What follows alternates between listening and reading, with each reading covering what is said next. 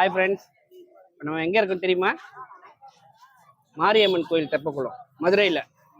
இப்போ வந்து இங்கே ஃபுல்லாக அந்த தெப்பக்குளம் சுற்றி பார்த்தீங்கன்னா கடை நிறைய போட்டிருக்காங்க. ஸோ அதான் வந்து என்னென்ன இருக்குன்னு பார்க்கலான்னு போது சாட் ஐட்டம்ஸு இதெல்லாம் ஃபுல்லாக வந்து நம்ம ரெகுலராக சாப்பிட்ட மாதிரி தான் இருக்குது இல்லைடா? இதை பார்த்தது எல்லாமே எப்படி ரெகுலராக நம்ம எப்பவுமே சாப்பிட்டு தான் இருக்குது.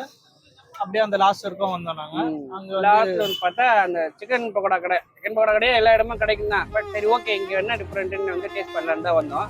சிக்கன் 65, இது என்ன சொன்னாங்கடா? பெப்பர் சிக்கன், புதினா சிக்கன். நான் டேஸ்ட் கொஞ்சம் டிஃப்ரெண்டாக தான் இருக்கு. ஏதோ ஒரு மசாலா போடுறாங்க, நார்மலோட இது கொஞ்சம் டிஃப்ரெண்டாக இருக்கு. ஏதோ ஒன்று சம்திங் போடுறாங்க.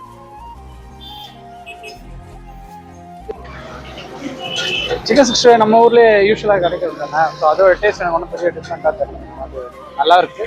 ஏன்னா பெப்பர் சிக்கனும் வந்து நல்லா இருக்கு. எனக்கு இந்த மின்ட் சிக்கன் ரொம்ப பிடிச்சிருக்கு. ரொம்ப நல்லா இருக்கு. ரொம்ப ஃப்ளேவர் சூப்பராக இருக்கு. இதுதான் எனக்கு டிஃப்ரெண்டாக இருக்கு. மற்ற இடத்துல கலர் இருக்கும், அந்த டேஸ்ட் அப்படியே பெருசாக அந்த மின்ட்டோட ஃப்ளேவர் இருக்காது.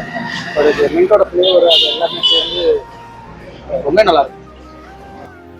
மின்ட் சிக்கன் 65, பெப்பர் சிக்கன் இது எல்லாமே 30 rupees தான் போட்டிருக்காங்க. போனஸ் பார்த்தீங்கன்னா 40 rupees.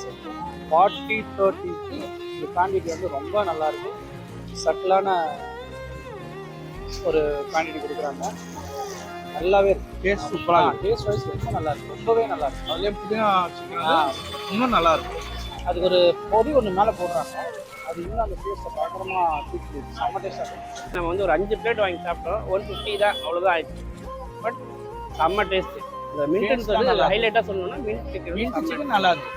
அதில் ஒரு மசாலா அவங்க போட்டு கொடுக்குறாங்க. அந்த மசாலா டேஸ்ட் இன்னும் சூப்பராக எடுத்து கொடுக்குது. அந்த சிக்கன் 65 எல்லாத்துக்குமே சூப்பராக இருக்கு.